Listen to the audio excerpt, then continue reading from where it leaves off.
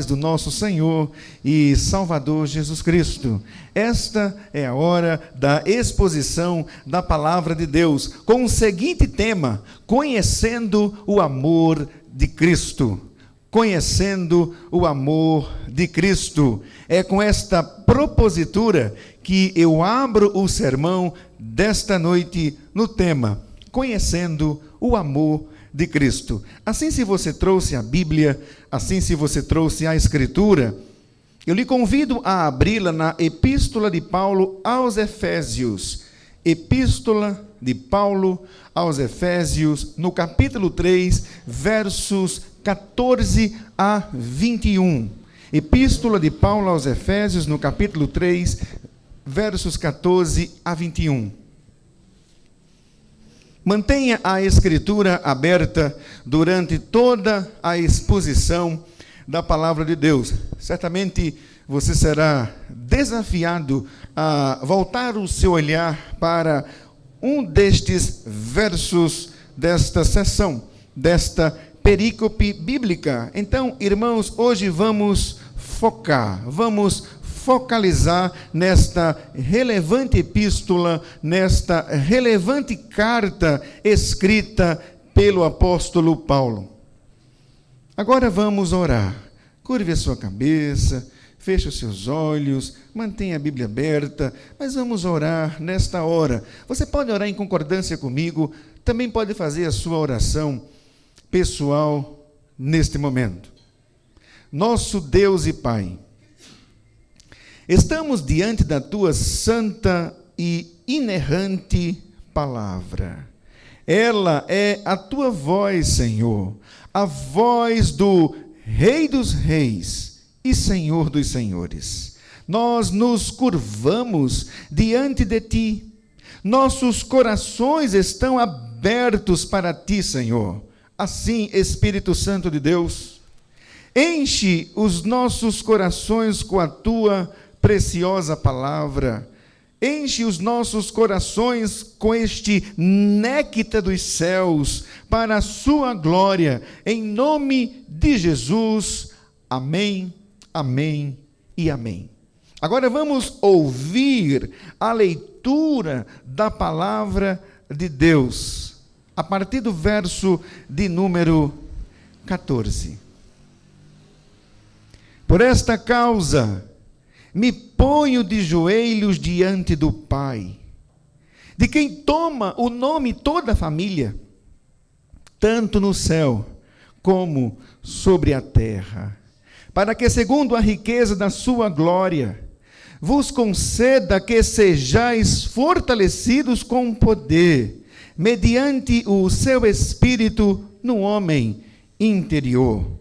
E assim, habite Cristo no vosso coração pela fé, estando vós arraigados e alicerçados em amor, a fim de poderdes compreender com todos os santos qual é a largura, o comprimento e a altura e a profundidade, e conhecer o amor de Cristo, que excede todo entendimento, para que sejais tomados de toda a plenitude de Deus.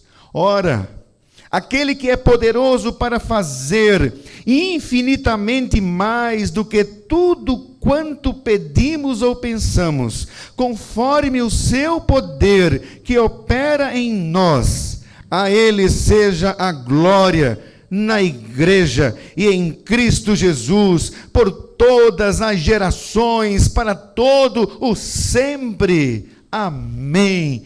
Que delícia de texto bíblico. Irmãos, esta foi a leitura da santa, inspirada, inerrante, autoritativa e infalível palavra de Deus. E eu digo invencível, porque a palavra de Deus é a nossa âncora, a palavra de Deus é a nossa segurança.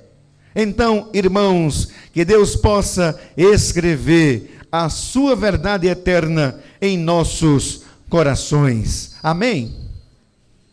Que tempos os nossos e que costumes?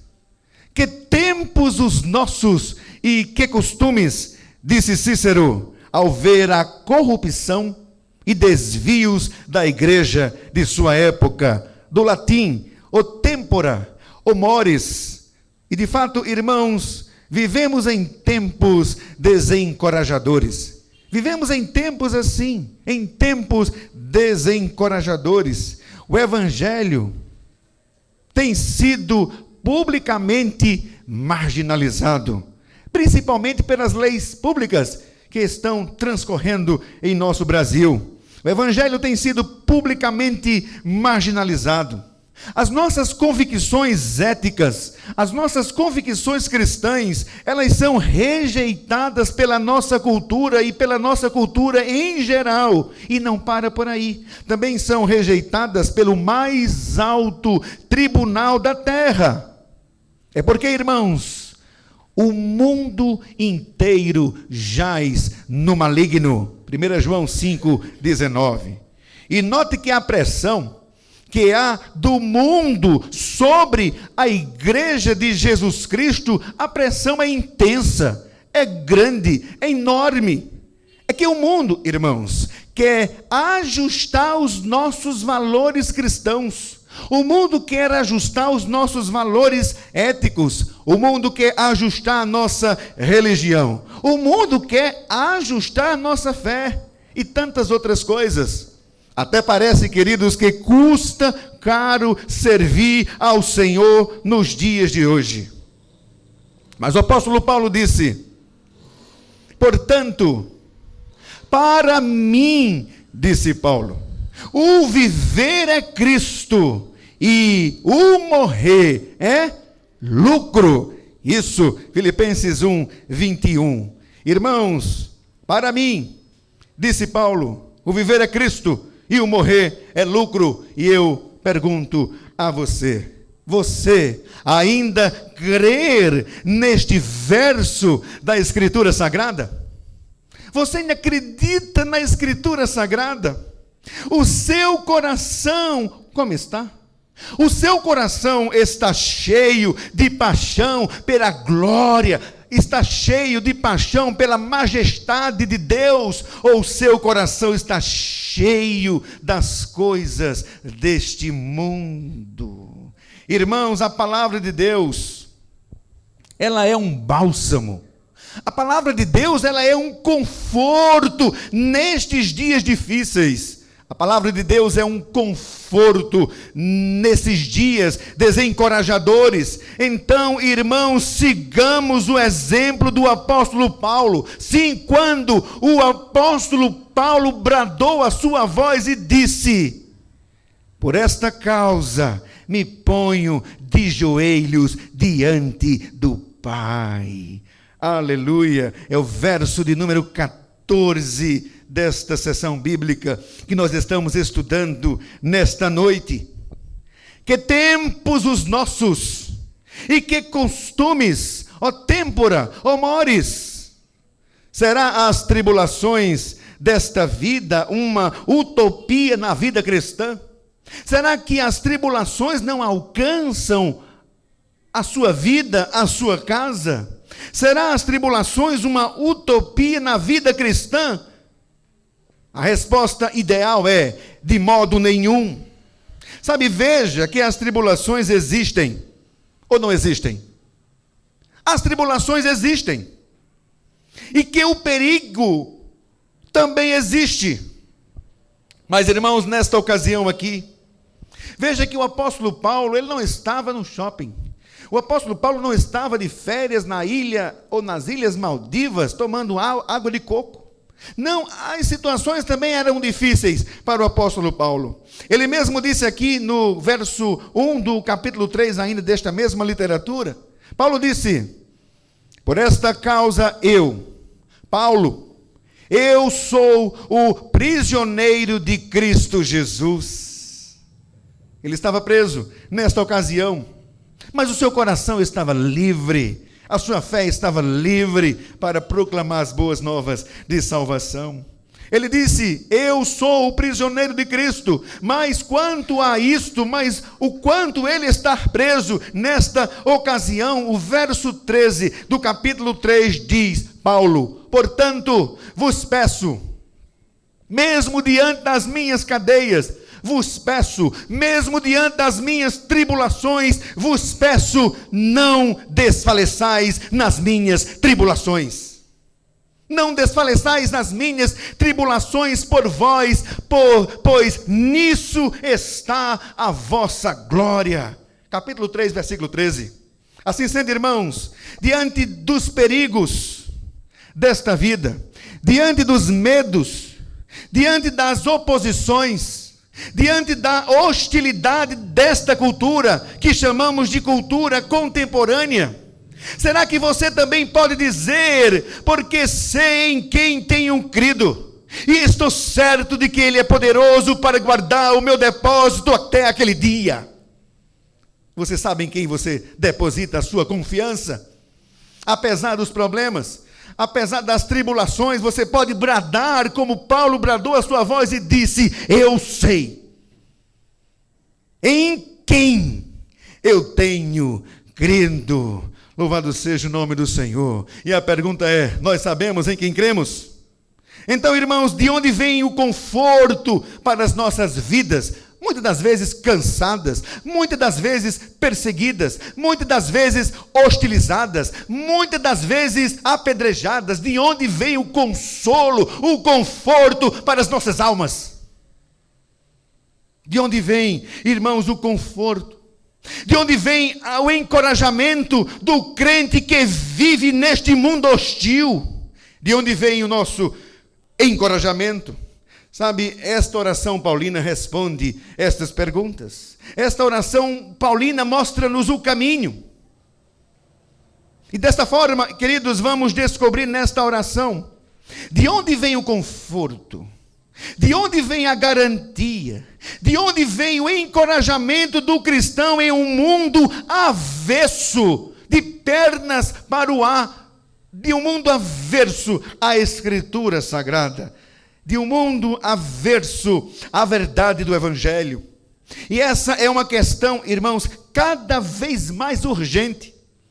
E nós devemos responsavelmente responder a esta pergunta. Assim, queridos, a oração do apóstolo Paulo mostra-nos o caminho.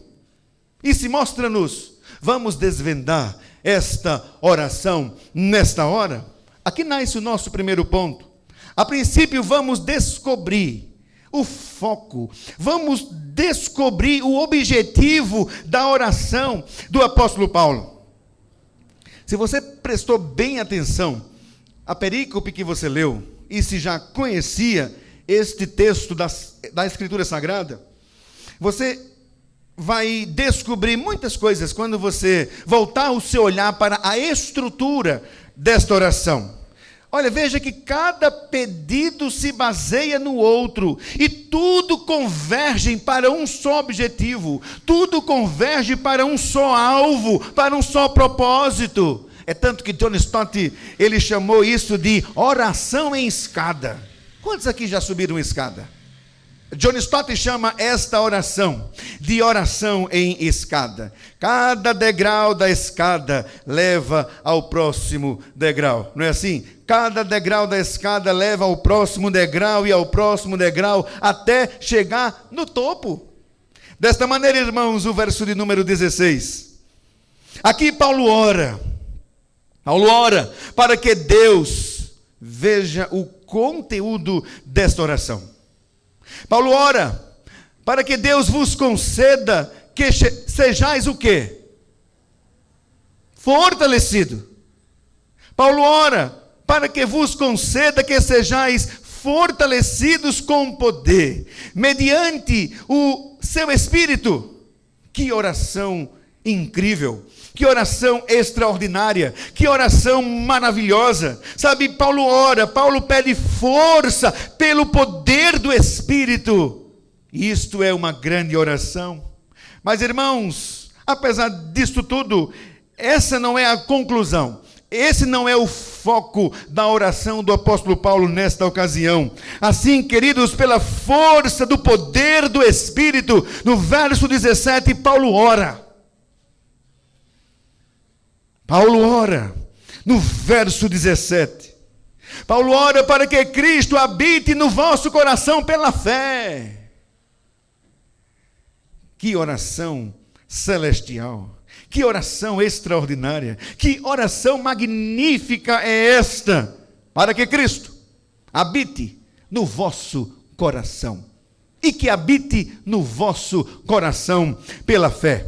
Então, à vista disso, os versos 17 a 19 clarificam, traz luz à decorrência desta oração na vida dos santos que vivem em Éfeso e fiéis em Cristo Jesus. Capítulo 1, versículo 1. Ou seja, esta oração significa que Cristo deve vir e morar em seus corações. Literalmente, vir e morar em seus corações através da fé.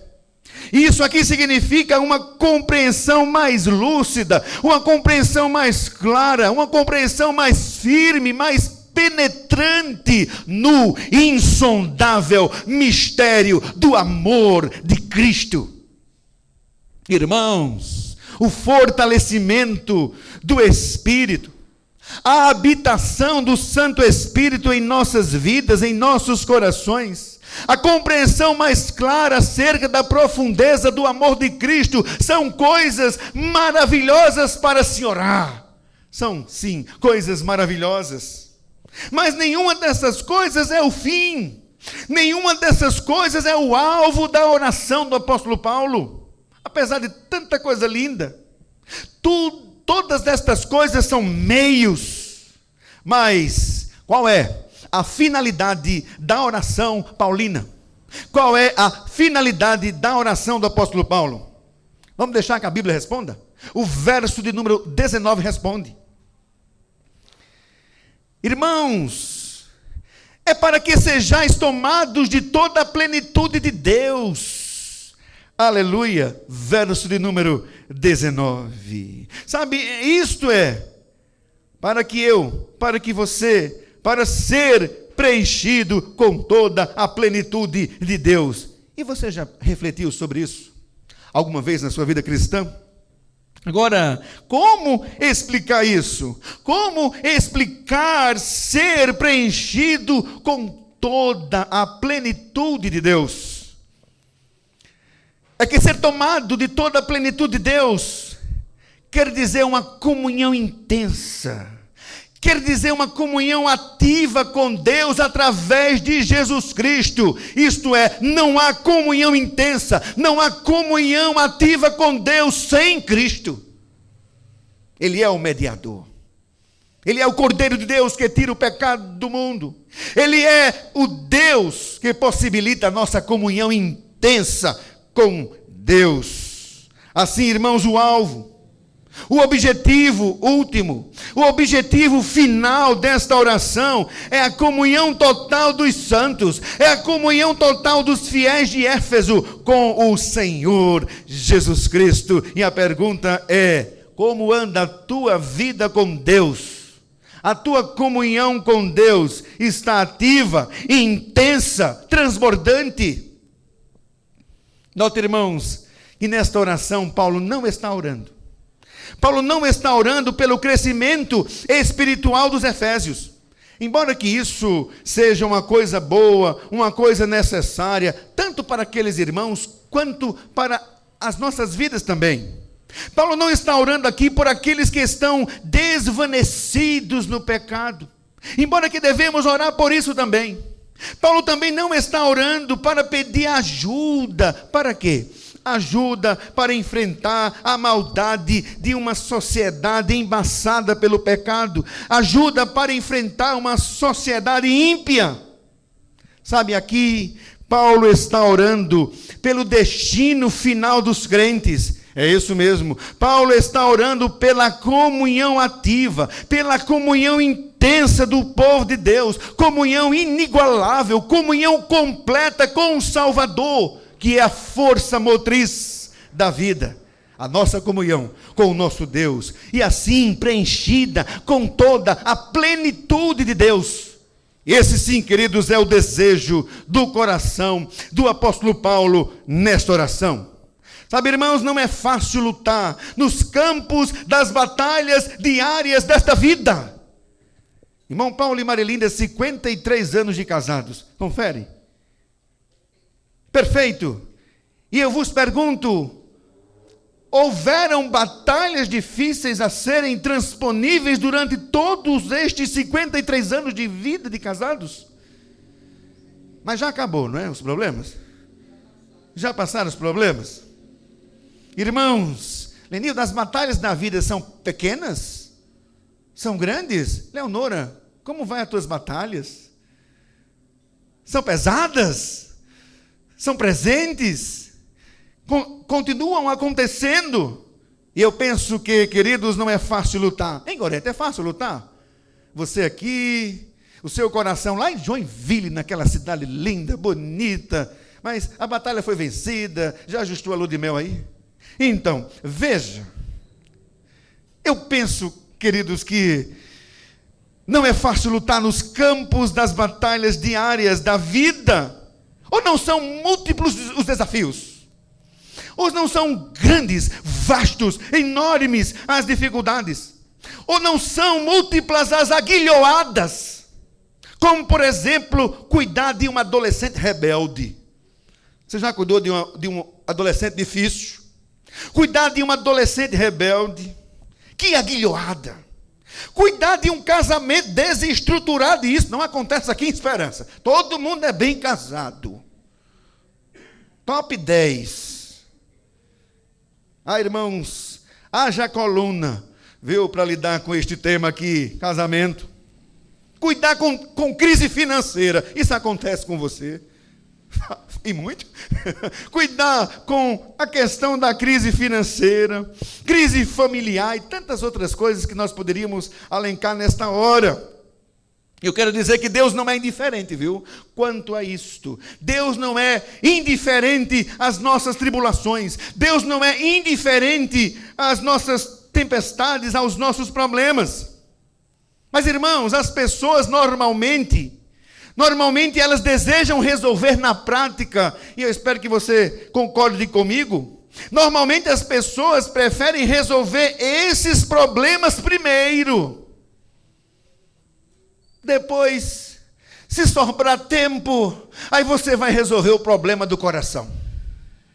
Primeiro isso, primeiro aquilo outro, e depois Deus. Depois o seu coração. Depois o problema do seu coração. Sabe, é que o coração pode deixar para mais tarde. O coração me parece que não tem tanta urgência assim. O coração pode deixar para depois.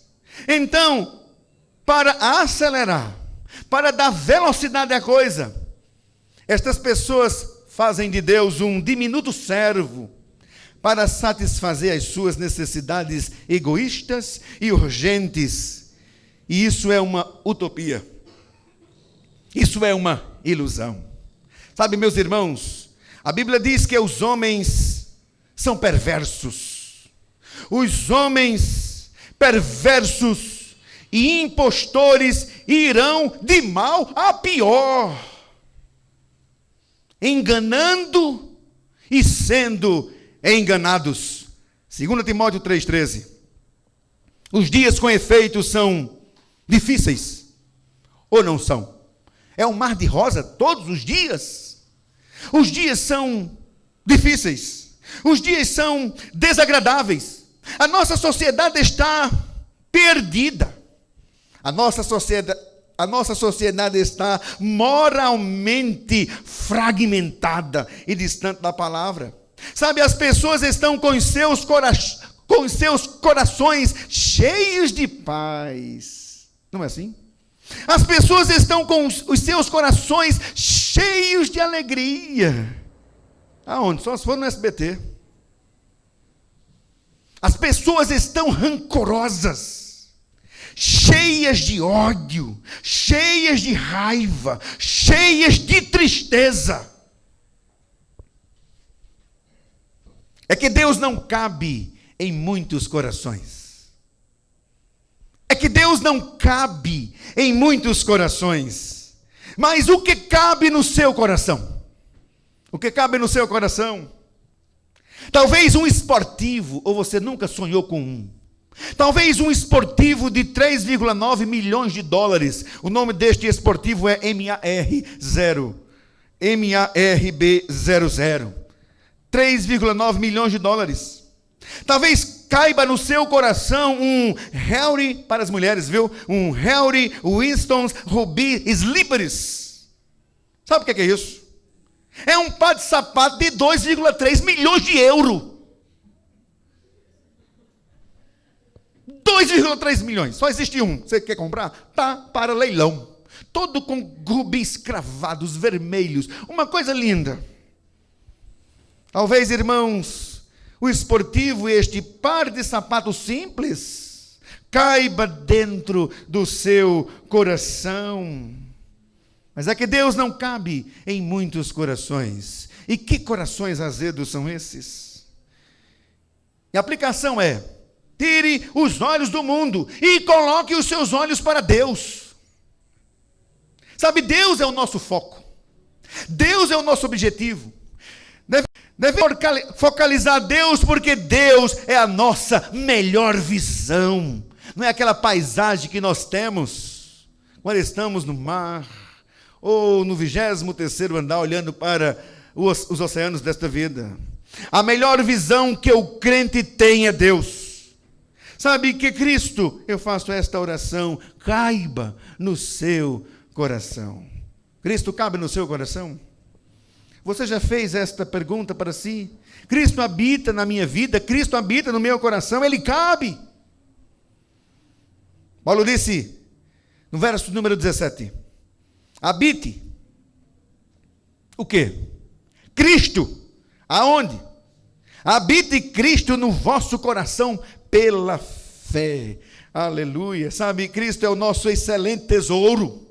Sabe, Cristo é pérola de inestimável valor. E desta forma, irmãos, olhe para as suas necessidades com os olhos de Cristo. Olhe para as suas provações com os olhos de Cristo. Olhe para as suas tribulações com os olhos de Cristo. Olhe para a sua tristeza com os olhos de Cristo. Irmãos, os seus problemas são de fato numerosos. Os seus problemas são incontáveis. Os seus problemas são infindos. Então faça o que Paulo fez. Paulo rasgou os céus em oração. Paulo disse, por esta causa me ponho de joelhos diante do Pai. Quais são as tuas causas? Lloyd Jones disse algo muito interessante. Ele disse que há uma coisa que o inimigo não pode fazer. Ele não pode impedi-lo de orar. Sabe, o inimigo pode confiná-lo numa cela, pode meter ferrolhos e trancas nas portas, pode algemá-lo a soldados, pode pôr grades nas janelas, pode enclausurá-lo e confiná-lo fisicamente. Entretanto, nunca o inimigo poderá obstruir o caminho do crente mais humilde para o coração do Deus eterno. Irmãos, isto é graça. Sabe, a graça de Deus ainda pode asseverar que muros de pedras não fazem uma prisão, nem barras de ferro uma jaula. Sabe, o espírito de oração continua livre, ainda que você esteja como Paulo, preso, encarcerado. O espírito de oração está livre, apesar de toda a malignidade dos cruéis e dos cruéis tiranos. Seus lábios, sabe, os homens podem proibir-nos de falar com os lábios, mas ainda que juntassem os nossos lábios e os costurassem, poderíamos continuar orando em nossos espíritos, poderíamos continuar orando a Deus. Meus irmãos, quais são as suas necessidades? Ore. Quais são os seus problemas? São muitos? Ore. Como está o teu coração? Ore. Como anda o seu casamento? Ore. Como estão os seus filhos? Ore. Como está a sua igreja? Ore. Como estão os seus amigos e inimigos? Ore. Como vai a sua mente? Metanoia. Como vai a sua mente? Ore. Sabe por onde anda a sua vontade? Ore. Além disso, onde está a sua cabeça? Ore. Quais são as suas causas? Quais são as suas causas? Ore. Se ponha de joelhos diante do Pai. Warren Wisben disse: o mais importante nisso tudo não é simplesmente dobrar os joelhos literalmente, mas sim prostrar o coração e a vontade diante do Senhor e pedir que Ele supra nossas necessidades. Aleluia. Assim sendo, irmãos, olhe para as suas necessidades com os olhos de Cristo. Dirija o seu olhar para Ele em oração e confie nele, creia. Isto é, seja tomado de toda a plenitude de Deus. Verso de número 19. Sabe, este é o objetivo da oração do apóstolo Paulo. Nesse instante, irmãos, vamos caminhar mais um pouco. Vamos continuar desvendando os ensinamentos desta oração. Aqui nasce o nosso segundo ponto. A segunda coisa que vamos descobrir ainda nesta oração são as petições do apóstolo Paulo. Veja como Paulo ora nos versos 16 e 17. Ele ora ao Pai. Para quê? Para que, segundo a riqueza da sua glória, vos conceda que sejais o quê? Fortalecidos com poder, mediante o seu Espírito no homem interior, e assim habite Cristo no vosso coração pela fé. Nota aqui, queridos, o cuidado do apóstolo Paulo em descrever cada pessoa da Santíssima Trindade nesta oração. Que belo, que vital, que imprescindível ensinamento é esse? E aqui Paulo destaca em sua oração a riqueza da glória do Pai. Sabe, é que a glória do Pai, é que a glória de Deus, ela é riquíssima. É que a glória de Deus, ela é inesgotável. É que a glória de Deus, ela é superabundante. É que a glória de Deus é infinita, é graciosa. É que a glória de Deus é ilimitada e está pronta para lidar conosco. Isto é, a glória de Deus está pronta para lidar com os santos, com os eleitos de Deus. Assim, Paulo ora para que, de acordo com a medida da glória de Deus, os fiéis de Éfeso, e não apenas eles, nós também, ora para que sejamos fortalecidos com poder, mediante o Espírito no homem interior, e assim habite Cristo no vosso coração. Sabe, note que Paulo deseja aqui o progresso espiritual daqueles crentes. Assim sendo, Paulo ora para que eles sejam fortalecidos com poder, mediante o seu Espírito no homem interior. Que oração incrível, que oração formidável é essa? Sabe, neste verso Paulo ensina que o coração do crente deve ser potencializado com a presença de Cristo. Ensina que o coração do crente deve ser fortalecido com poder. Verso de número 16. Sabe, esse de fato é um método divino. É a estratégia divina para edificar a vida cristã. Como anda a sua vida cristã? Sem Cristo você está fraco, morto espiritualmente, não há poder na sua vida.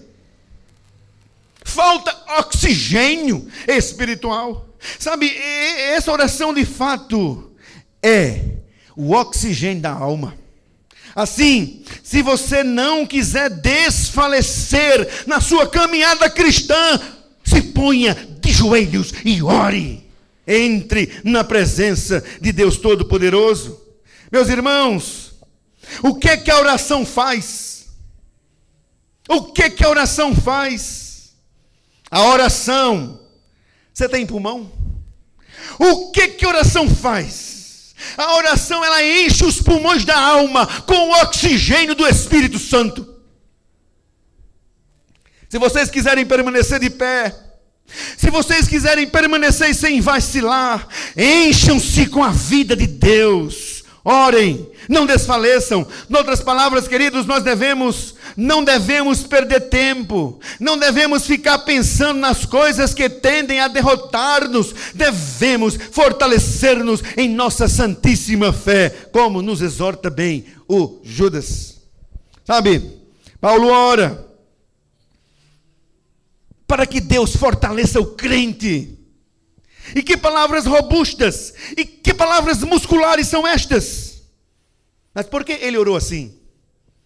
Por que Paulo orou assim? O verso 17 responde: ele orou para que Cristo habite aonde? Isso, Paulo orou para que Cristo habite na sua vida. Diga assim para o seu irmão que está do seu lado: esta oração paulina é para que você seja cheio da presença de Deus na sua vida. É para que o seu coração seja casa e morada do Santo Espírito de Deus. Ele orou para que Cristo habite no vosso coração, e no vosso coração pela fé. É isso que Paulo deseja para os crentes de Éfeso e para as nossas vidas também. É que eles vivam com Cristo. É que Cristo venha morar definitivamente em suas vidas, em seus corações. Sabe, deste modo, irmãos, não basta estar com Cristo presente em suas línguas. Não basta nós flutuarmos com Ele em nosso cérebro. Mas é preciso que Cristo habite em nossos corações pela fé. Não basta intelectualidade. Tem que ter novo nascimento. Ah, irmãos, Cristo habite. A palavra do grego habitar significa viver numa casa. Significa instalar-se, estar na casa e não sair mais dela. Não significa uma visita rápida. Significa uma morada permanente no seu coração, para todo sempre. Jesus habita na tua vida. Jesus habita no teu coração. É porque, irmãos, o coração é a verdadeira cidade da alma. Então Cristo, pergunto, habita na tua vida? Cristo habita no teu coração? Cristo habita nesta cidade santa? Ah, irmãos, há uma grande diferença entre ser crente em Cristo e ter Cristo morando no coração. Crer no Senhor Jesus Cristo não é o final ou o fim do cristianismo. Crer é apenas o começo, é os primeiros passos. Porque você pode ter Cristo em sua mente, você pode ter Cristo no seu intelecto, mas você pode ser incapaz de dizer: vivo não mais eu, mas Cristo vive em mim. Só quem pode orar assim é quem tem Cristo morando em suas vidas. Ah, irmãos, que Cristo habite na sua vida. Louvado seja o nome do Senhor. Sabe, que Cristo tome conta das nossas vidas, da nossa vontade, dos nossos desejos, pois Cristo deve ser o nosso próprio coração. Cristo deve ser o próprio coração dos crentes. Ele deve estar no verdadeiro centro das nossas vidas. Franciel, estou caminhando para o final desta mensagem, irmãos, mas o meu desejo é que Cristo, eu não sei quantos aqui já tiveram ou têm casas de aluguel. A pessoa, o locatário, ele é o quê? O inquilino? Correto? O inquilino. Sabe, Cristo é o meu desejo, seja o inquilino eterno do seu coração. Amém. Louvado seja o nome do Senhor. Esse Cristo que mora e que não sai. Esse Cristo que está em nós, e está em nós para sempre. Sabe, aqui, eu quase não falei nada ainda sobre estes versos, e eu creio que nem vou falar sobre todos eles. Cristo mora no nosso coração. Sabe, irmãos, eu creio aqui que nós precisaríamos de pelo menos alguns meses, pelo menos, para colocar a ponta dos nossos pés nestes versículos bíblicos, do 14 ao 21. Sabe, eles são mais extensos, eles são mais profundos do que todos os oceanos, Atlântico, Índico, Pacífico. Ele é mais extenso, maior do que todos os grandes mares, o glacial ártico e o glacial antártico existente na superfície da terra. E é por causa disso, queridos, que eu quero ver brevemente com vocês, para finalizar o último ponto deste sermão. Agora, em outro momento, nós voltamos para esta excursão bíblica. A última coisa que vamos descobrir nesta oração hoje é a grandeza do amor de Cristo. Paulo diz nos versos 18 e 19: a fim de poderdes compreender com todos os santos qual é a largura, o comprimento, a altura e a profundidade, e conhecer o amor de Cristo que excede todo entendimento, para que sejais tomados de toda a plenitude de Deus. Meus irmãos, que desafio é este? Que desafio enorme! Que desafio é mensurar o imensurável amor de Cristo! Que desafio é medir o infinito, é medir o ilimitado, é medir o desmedido amor de Cristo por nós. Esse é um assunto difícil, é um assunto que devemos contar com a presença de Deus e entrar nele com temor e tremor. Note no texto que Paulo, no texto do verso 19, Paulo ora para que conheçamos o quê? O amor de Cristo. O amor de Cristo, que excede todo entendimento. E diante desse versículo não há outra coisa a se pensar, queridos. Como se pode conhecer algo que não pode ser conhecido? Como se pode definir algo que é tão grande que não pode ser definido? De que valor? Ou de que vale falar de medidas? Se o que está em foco aqui é imensurável, eterno. A questão é simples, é que nós não podemos conhecer toda a grandeza do amor de Cristo, mas nós podemos conhecer alguma coisa. Nós podemos conhecer alguma coisa através da Escritura Sagrada.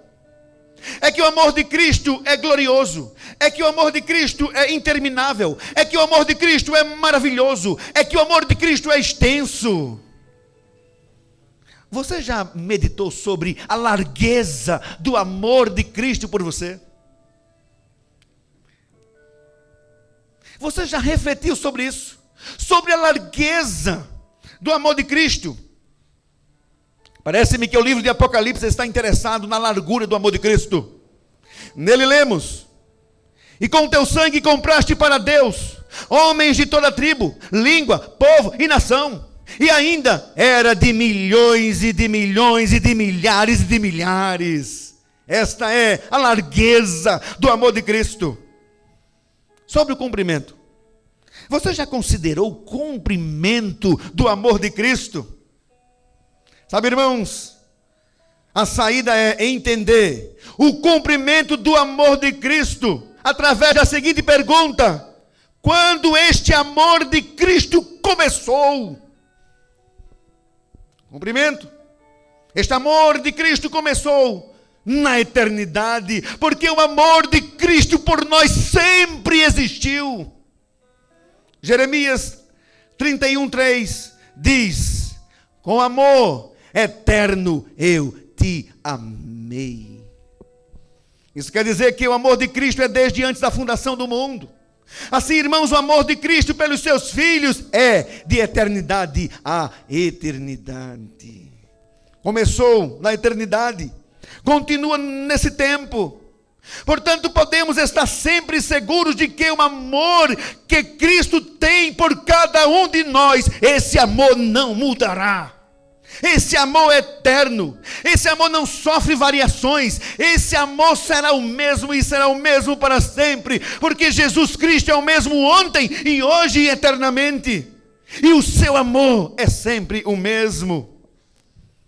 Como é bom meditar no cumprimento do amor de Deus, amor que é imutável, amor que é largo. Cumprimento, largueza. Você já meditou na profundeza do amor de Cristo por nós? Sabe, esta dimensão está muito aclarada na epístola de Paulo aos Filipenses, no capítulo 2. Sabe, nesse texto, a profundidade do amor de Cristo pode ser vista em dois casos. Primeiro, no que Ele fez por nós. E a pergunta é, o que Cristo fez por nós? Pois Ele, subsistindo em forma de Deus, não julgou como usurpação ser igual a Deus. Antes a si mesmo se esvaziou, assumindo a forma de servo, tornando-se em semelhança de homens, e reconhecido em figura humana, a si mesmo se humilhou, tornando-se obediente até a morte e morte de cruz. Irmãos, esse é o tipo de amor que está acima da nossa compreensão. É como Paulo disse, esse amor de Cristo é o tipo de amor que excede a razão. É o tipo de amor que excede o nosso entendimento. E em segundo lugar, a profundidade do amor de Cristo pode ser vista no seu sofrimento. No sofrimento do Cordeiro de Deus, que tira o pecado do mundo. Porque, queridos, Cristo sofreu nas mãos dos homens. Ele sofreu a incompreensão. Cristo sofreu o ódio. Cristo sofreu a falsidade dos homens. Cristo sofreu o despeito dos homens. Cristo foi preso. Cristo foi julgado, zombado, escarnecido, cuspido, açoitado. Cristo foi cravado no madeiro. Cristo morreu. Cristo foi sepultado e Ele foi posto no sepulcro.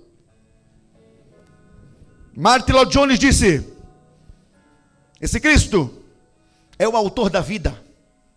É o autor da vida, é o Criador de todas as coisas, e o autor da vida e o Criador de todas as coisas jaz numa tumba. E por que Ele fez tudo isso? A resposta é espantosa. Deus fez tudo isso por causa do seu amor por mim e por você, porque Ele nos amou. Tal é a profundidade do seu amor, e não há outra explicação. Mas para a nossa segurança, para a segurança do crente, no sepulcro, o anjo disse às mulheres, não temais, porque sei que buscais Jesus que foi crucificado. Ele não está aqui, ressuscitou, como tinha dito. Aleluia. Amor que ressurge da morte. E finalmente eu concluo este sermão com a pergunta, você já refletiu na altura do amor de Cristo por você? Assim creio, irmãos, que nós não temos altura para esta compreensão. Mas eu finalizo este sermão com as palavras do Dr. Martin Lloyd Jones. Ele disse, vê-se alguma coisa dessa altura no fato de que Ele morreu não somente para que fôssemos perdoados, Ele morreu para fazer-nos bons. Morreu não somente para que os nossos pecados fossem eliminados, e sim também para que nos fosse dado um novo nascimento. Não meramente para livrar-nos do castigo, como também para que fôssemos os remidos de Deus, os filhos de Deus, os herdeiros de Deus e os co-herdeiros com Cristo Jesus. Assim o amor de Cristo é tão grande, assim o amor de Cristo por nós é largo, é comprido, é profundo, é alto. E Ele resolveu, irmãos, de fato, nos unir a Ele. Deste modo, estamos unidos com Cristo. Amém? Estamos unidos com Cristo. Estamos vivificados com Cristo. Estamos ressuscitados com Cristo. E veja o mistério. Você não está simplesmente sentado nesta cadeira agora. A Bíblia diz que os crentes estão assentados nos lugares celestiais em Cristo Jesus, assim como Cristo está presente na ceia do Senhor. Quão grande é o amor de Cristo pelos seus filhos. Amém, amém e amém.